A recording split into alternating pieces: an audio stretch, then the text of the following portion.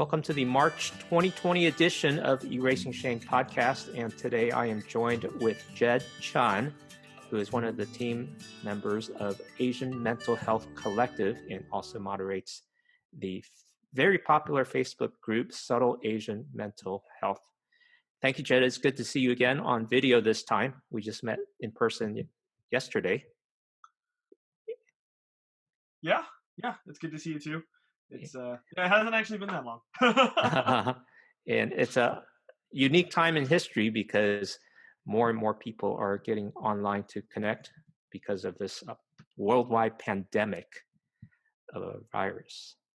Yeah, definitely. I think earlier this morning I read an article about how even though we should be like socially distancing ourselves, we shouldn't isolate ourselves socially, and so we need that human interaction still. And I guess this time around we have the internet, so it won't be a repeat of like the Spanish flu back in 1918. Wow, you're quite the historian.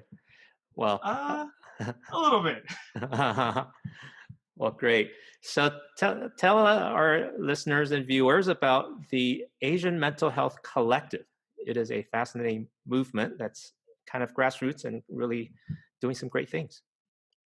Yeah, so the Asian Mental Health Collective is kind of what we're doing to try to bring awareness to mental health, and specifically in an Asian context. And so I guess we can't really talk about the Asian Mental Health Collective without talking about Subtle Asian Mental Health, which is kind of where our I guess organization at this point has come from. And so Subtle Asian Mental Health is this group that started as a result of the Subtle Asian kind of movement, wave, whatever you want to call it.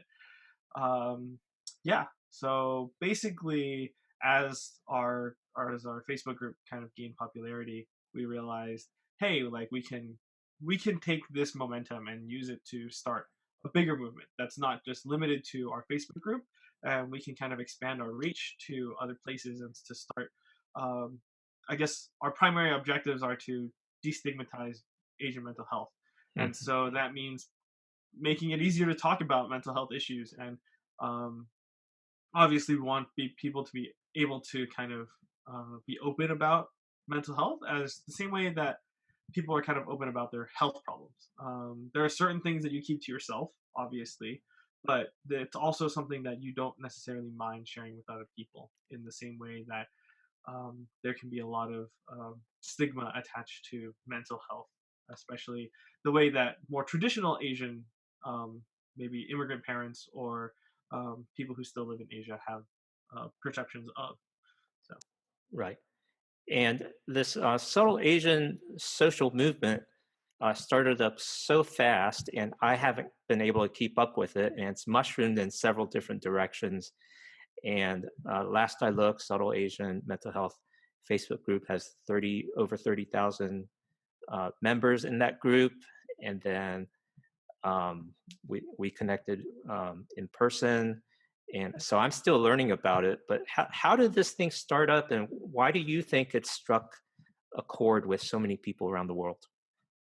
So, to my knowledge, it was a group of high school kids in Australia who just wanted to start a group to share kind of like their experiences and just kind of like make jokes about this kind of shared Asian experience, or the shared Asian diaspora experience that kind of extends beyond Australia and America, but even for some people or a lot of people in Asian countries still experience aspects of the type of parenting that you go through, and the type of I think a lot of the jokes happen to be around the parenting and things that you grew up doing that kind of don't make sense, whether it's like hoarding bags or just the things that you eat, and just kind of things that are unique to our Asian identity.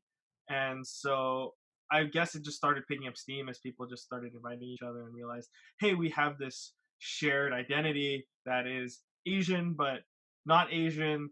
And I think part of it has to do with the fact that I mean, for me it's different because I grew up in a very Asian centric area. So I don't really have that.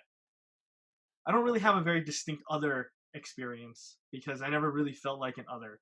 But for a lot of Asian people of the Asian diaspora, they grew up in areas where they might have been the only Asian, and so I think it was a place where people could kind of relate and finally have people who understand them.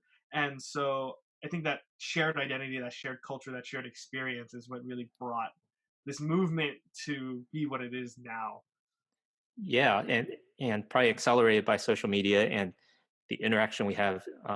Well, as Asian people speaking the English language, so that's an Yeah. automatic cultural difference, Hmm. and all that brings all that, and perhaps the traditional and modern cultures, and let our audience know about where you live and where you grew up, because while you say you've had mostly an Asian experience, you grew up in a non-Asian country.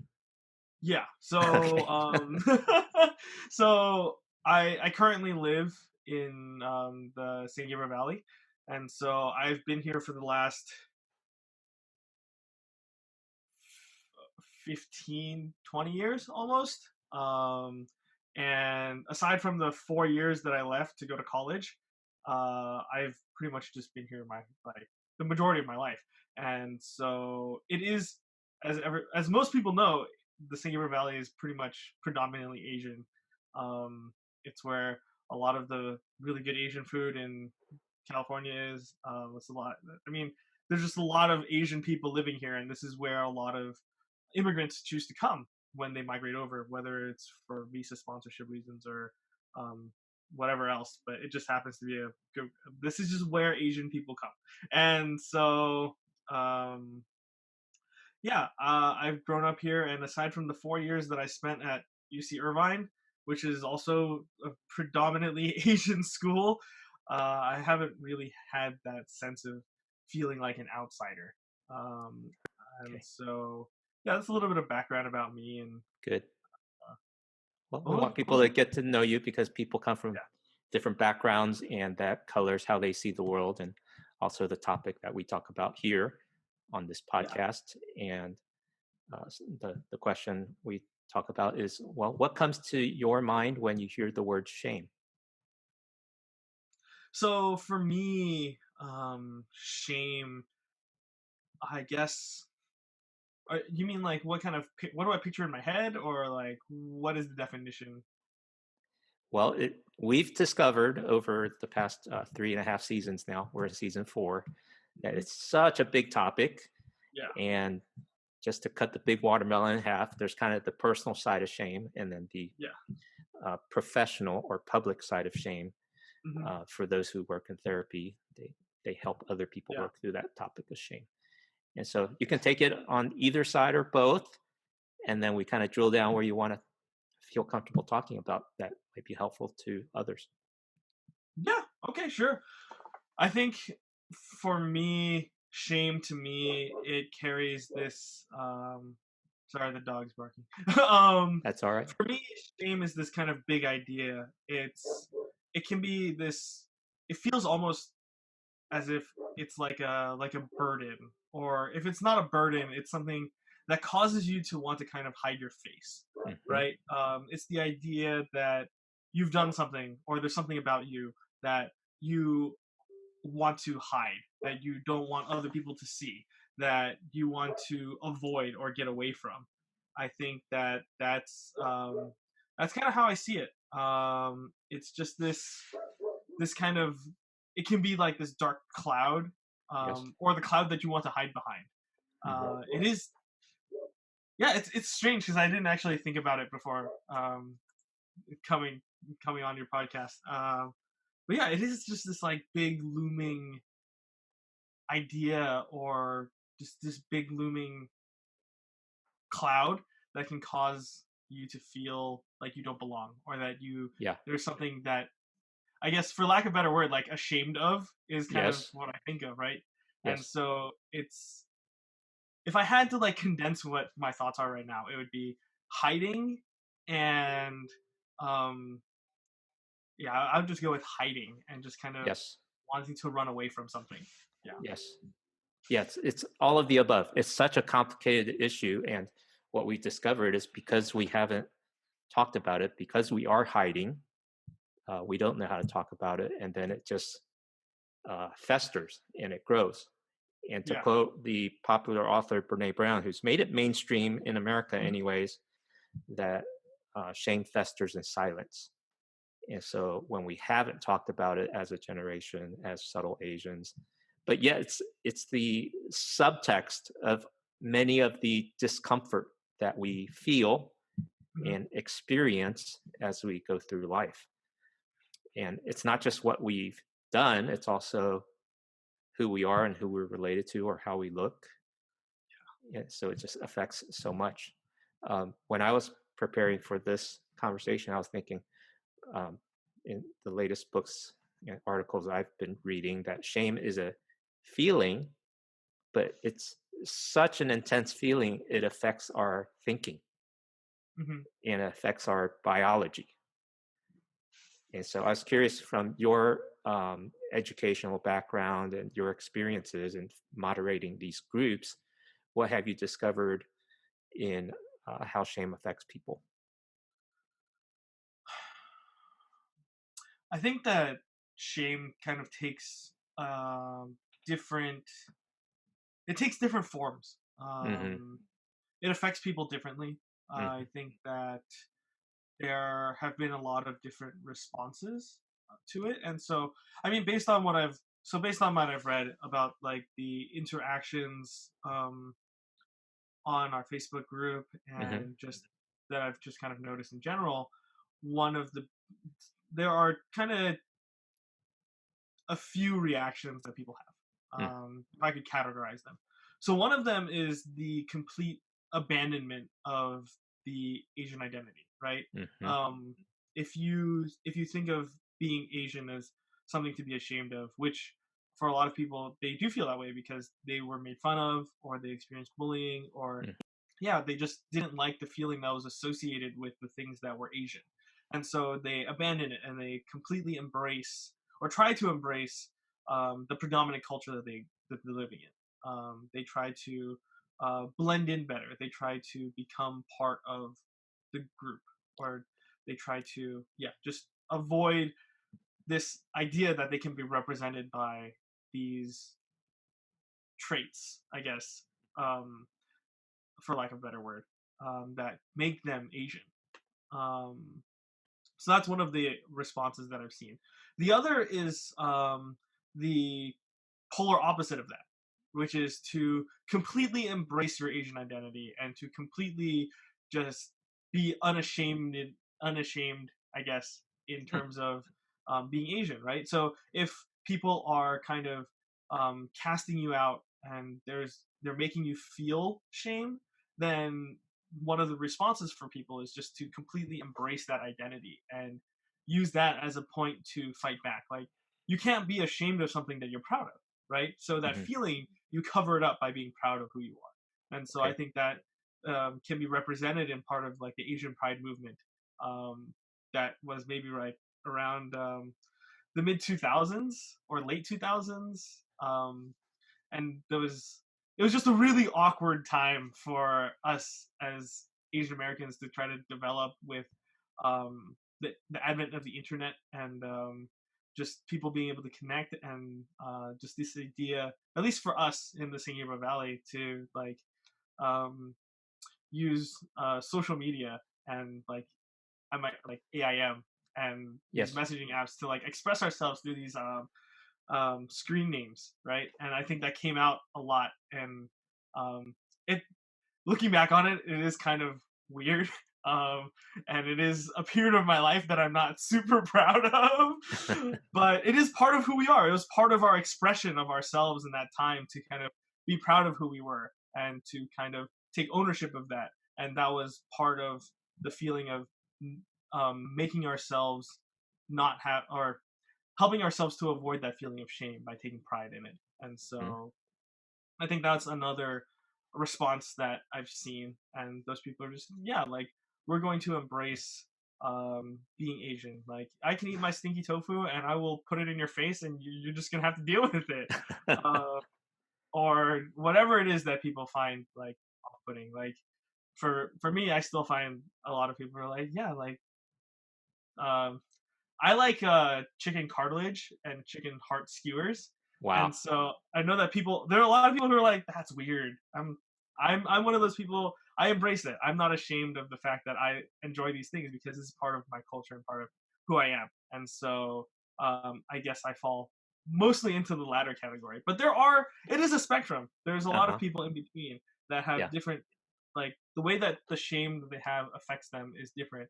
And so, I mean, part of me, I grew up in the church, and so there's a lot of shame that comes from feeling like you've done something wrong, Mm. and that's a different type of shame. It might not be distinctly Asian, but I know that it is a very common theme for parents to put their children in um, either Christian or Catholic programs, right?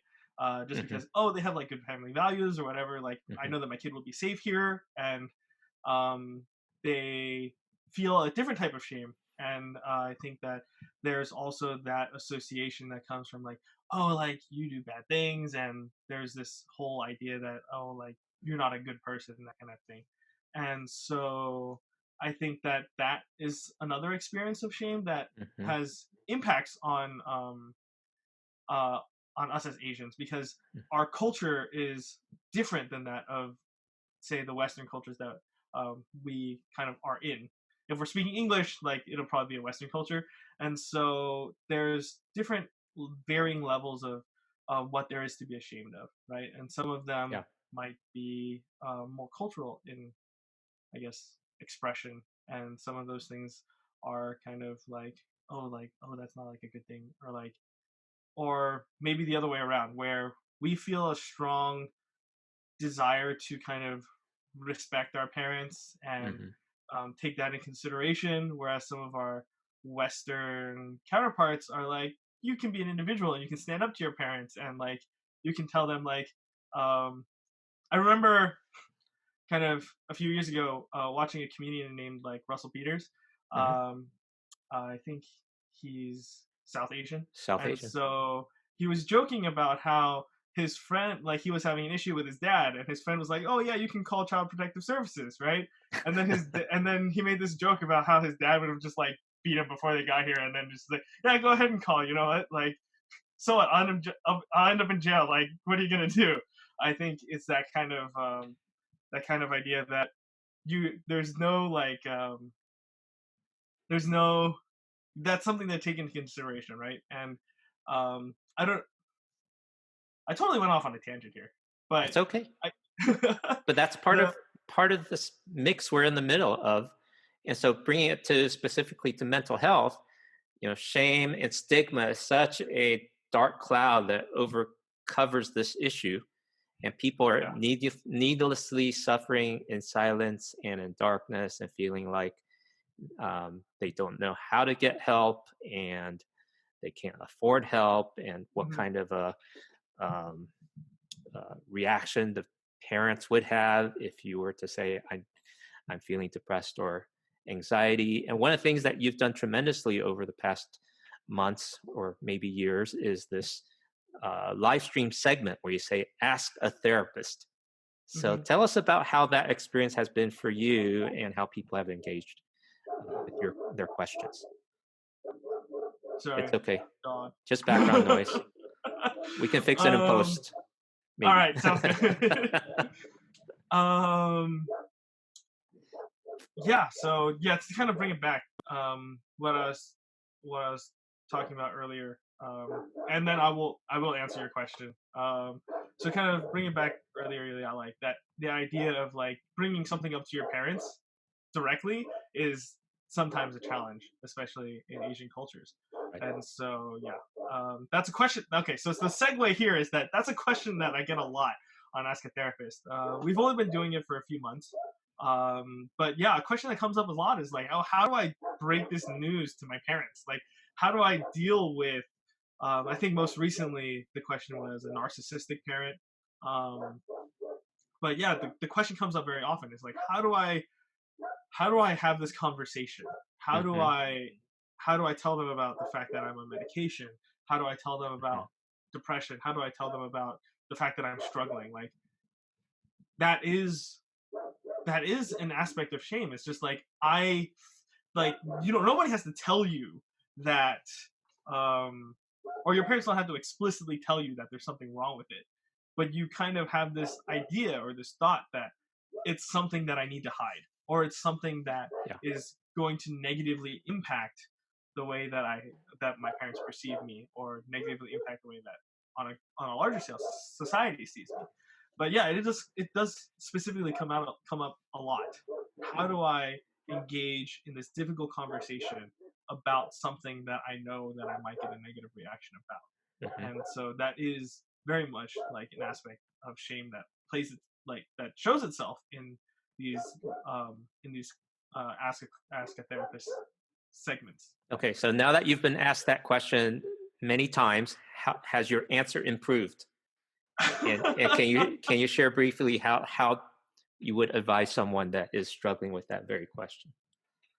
So I feel like my answer has slightly improved, but I don't think there's a lot to change about the answer that I give. I think at the end of the day, it really comes down to whenever you're having a difficult conversation, whether it's about mental health or something else, is that if you're going to present an opposing thought or something that you know might not sit well with the other person, it always helps to start to come from the same place.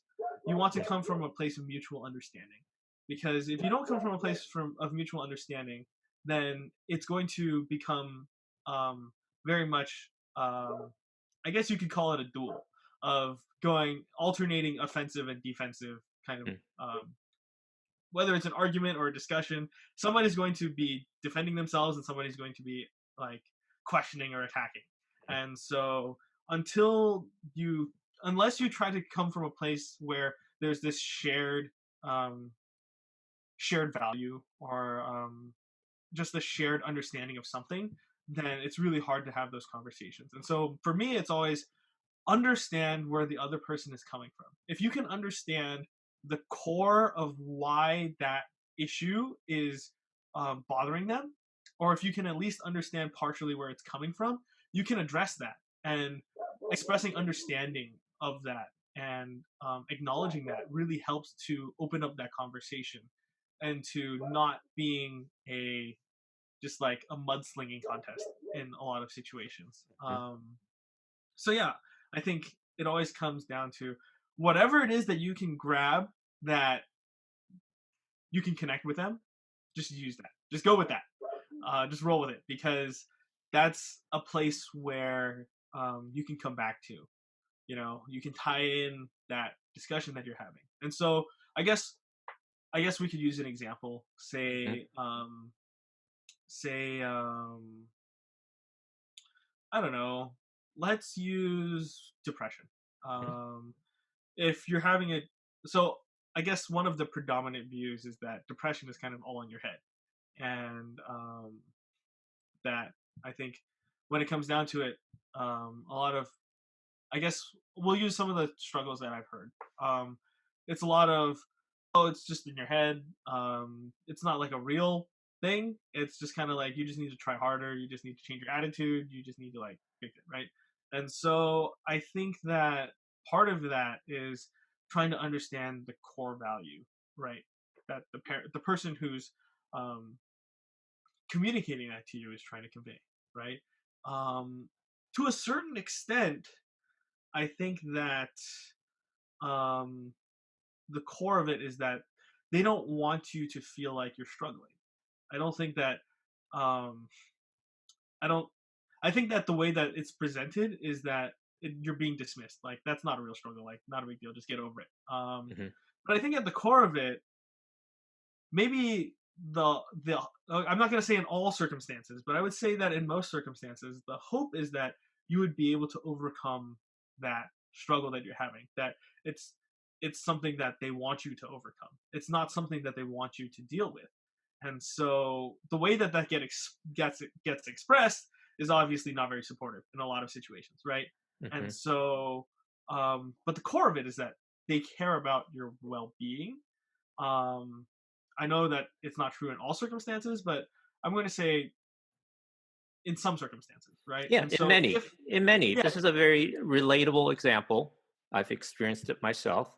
So I've had hard conversations and assuming positive intent because yeah, they do love you, they do sacrifice for you, and they hmm, do a lot of practical things. Some of these mental health and emotional and psychological categories just are totally foreign. hmm, They don't understand these concepts, and so when someone who's educated in the West or has exposure to concepts like depression and anxiety is like, well, what is that? I mean, just like you said, work harder, or just change your attitude, or take a walk outside and clear your head, yeah, and you'll be fine. They yeah, just want you to be happy, hmm, but it's way more complicated than that. yeah, definitely. And so, like, if you come from the place of, so one response is like, you could, I guess, well, in a hypothetical situation, right? Let's Hmm. say that you try to take the most non-cooperative route. You throw a fit and you're like, you don't understand me, and you slam the door like a teenager and just like call it a day. um I think that that response is, it can be like, I've had that response before. I've done, okay, I'm going to speak from personal experience. Like, I've done that to my parents. I've said, you don't understand me, and I've slammed the door. And it's because I think at that age I didn't know how to express what Hmm. it was that I was feeling. And so a lot of times I think this cultural gap is just like you not being able to express yourself and them not being able to express themselves in a way that each of you can understand each other, right? Hmm. And so I think, so if we're going to continue with this idea of like depression, right, we're going with, um, at the core of it, if we want to assume good intent and that they care about you and they just don't want to see you kind of suffering, then the idea would be, you kind of, if you're trying to tell them about what you're experiencing, it's like, this is from, and this is playing off of other values that, some parents might have. It's just like, hey, this is what the research says. Mm. Like, this is a real thing. Like, this could be a medical condition. Like, there is an actual imbalance of, neurotransmitters in my brain, and it's causing me the inability to feel positive sometimes, Hmm. or a lot of the time, or most of the time. Yeah, and it's literally, a biological issue. And if you present it like that, and you just tell them, hey, like, these are the facts, these are the like statistics, and this is what happens biologically, they're not gonna they're not going to have as much of a reaction as, say, like, oh, like, it's just in your head, like, whatever, it's just like a phase, you'll get over it. It's kind of like, well, okay, now, like, now what are you going to do? Because that's conflicting values in their head. Like, we can dismiss Western study and all that, and then, but that would be that for a lot of them, that is something that they consider important. Like, these are like, this is like health related issues, and I think that Hmm. health related piece, like that well-being piece, is Hmm. something that resonates strongly in Asian cultures, right? Hmm. Is the idea of like, So yeah, yeah, emphasize the health part, not the mental yeah, part. yeah. So yeah, it's a health, emphasize like the biological Yeah. health part of it, and get away from like that it's like just a brain, like it's a Uh-huh. thought thing. And there's a certain element to it, which is, but if depending on what you emphasize, it'll come across as more easy for them to accept, right? Right. Because if you came up to them like, hey, I have like terminal cancer, they're going to respond differently. They're going to be Yes. suddenly like, everybody's going to want to take care of you. Like, there's just Yes. nothing that, like, they're going to be like, oh, like, there's nothing you can do about it. And to a certain extent, I think depression is one of those things where it's Yeah. it's in more of a gray area, but Yeah. to a certain extent it is something that you Yeah. can't really deal with Yeah. in that way. And Right. so, emphasizing the things that they find important about, Uh-huh. what things that they value, will Yeah. help you to have those It's good. conversations. It's good. So yeah, And I know for me, as I've had to manage my own mental health over the past 20 years, since I've been diagnosed, um, uh, it's it's been encouraging to see the progress that we as a humanity is learning about mental health, and there's such a connection, psychological, social, biological, and mental, that you can't really separate all of those. And so Yeah, definitely. it's our whole being that's being affected when we struggle with anxiety or um, depression or whatever else. And it's tragic when a young adult or a teenager is unable to find someone safe to talk with to get the help they need, and then they act out in the worst of ways, whether that's cutting or attempting their life and other things. And by that point, it's too late. Yeah. And so I really appreciate the work that you're doing in the Facebook group as well as the Mental Health Collective to erase the stigma. And what other things have you found helpful to erase the stigma? I think part of it is just learning about it, right? Okay. In the same Education that feeds into an Asian culture. Yeah, right. Education. All right. Health So that's one and of my education. favorite. All right. Yeah. So education is so important. Like understanding. So part of going back to our earlier kind of example, right? So unless you know those things about depression, you're not going to be able to present them in a way to other people for them to understand it. And so part of it is just educating yourself. And I think there are a lot of resources out there. I think for us, that's something that we want to do is we want to put resources out there. Like what are some of the symptoms? Like if this is what you're experiencing, this could be what's going on. But a lot of it is just learning about how it affects you, learning about what it is, learning that there are other people out there who have the same struggle and that it's not uncommon. I think that helps to tear down the stigma. Like the more that we look at it through the lens of an objective and empirically studied concept, it becomes more, I guess, real to people. And I think it's like, for example, one of the things that came out of World War II was shell shock. People identified the fact, or was that World War One? In any case, the idea is that people identified PTSD as this thing. And so as people did more research and as people started to understand it more, it's become more of a, I guess, it's become more recognized over time. And the stigma hasn't just been like, oh, these people coming back from war have just lost their minds. It's an understanding that, hey, these things happen in war and these cause these kinds of reactions. And these things also happen outside of war. Like there are other things that are considered trauma that cause people to have reactions the reactions that you see in PTSD. And so I think a lot of the time it's just learning about what it is that you're experiencing and learning about how you can get the support that you need and really just kind of talking about it in a forum like ours to be able to kind of express these feelings that you haven't been able to express. I think, yeah, that's just a great place to start. And it all starts with that education piece. Because if you don't know, you don't know. You can't get help for something you don't know. And sometimes when someone is struggling, it's really hard to be educating themselves when they're struggling so bad. And I think what's been so helpful with the South Asian groups is that you hear other people experience the same things that you've had and you couldn't put into words. Yeah. And then that helps you to understand. Yeah, and suddenly you have the words for it now because they were able to figure it out. And someone somewhere figured it out, and just passing that along has been really helpful for a lot of people. I've read comments in the past where it's just like, oh, like I've gone through the same thing. I just didn't know what to call it. And now you have a word for it. Now you have a concept that you can work with to educate yourself and to address. And so that's just part of the whole like journey, I feel like. And that's where it starts, right? Realizing that there is something there and that there's something that you can do about it. Yes. And I think that gives people more hope because in their situations, oftentimes they feel like I just have to sit here and suffer because I don't know what to do about it. But once you find out, oh, there could be medication for this. Oh, I could talk to somebody about this. Oh, there's a way to retrain my brain to deal with some of these issues. So, Mhm. sorry, I interrupted you.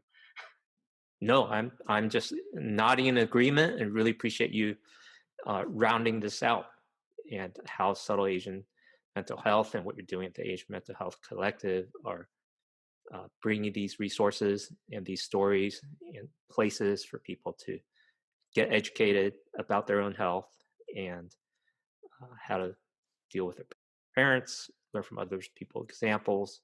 Really tremendous. And I'm glad I can share it with our slowly growing audience. And we're approaching it from a different perspective. But I think we need all kinds of perspectives and all kinds of resources because this is such a big thing that's affecting many people's lives. So as we wrap up, I was really encouraged by your vision for Asian Mental Health Collective for its future. So would you share a bit of where you would love to see that um, continue its work, not just here in America, but even around the world? Yeah. So we kind of talked about this a little bit yesterday, right? But I think for me personally, I can't speak for all of the members of the team, but for me personally, Yeah. I would love to see Asian Mental Health Collective become a resource internationally for other countries to be able to bring that conversation there, to present it in a way that it fits the cultural context, to start to address these issues, right? I think that um, we do have a very westernized view of mental health, right? But we should be able to take the common concepts and the common experiences that we have and express them in a way that can be more easily understood by our, um, I guess, Asian counterparts who are still living in Asia. And I Mm-hmm. think that as there's something about getting that information in your own language and understanding it from your own culture that is very different than understanding it in a different language in a different culture, right? So if Exactly. I speak Cantonese, right? But my ability to express myself in Cantonese is so limited, and my ability to understand even mental health concepts in Cantonese is it's a little bit difficult, right? But I can still do therapy in Cantonese because I understand the human experience, and I can communicate and share that knowledge. I mean, there are some times where I do need to go out of my way to get translations for specific words and concepts, but if somebody is able to hear that in their own language, it's so much more impactful.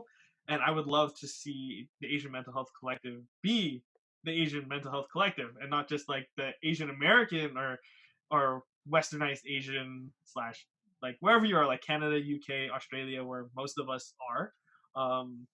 Yeah, just to go beyond that and be able to interact with people um, and provide those resources to Asian countries in their native language. And so, yeah, Beautiful. that's the hope for us, or hope for me specifically. My vision for where we're going.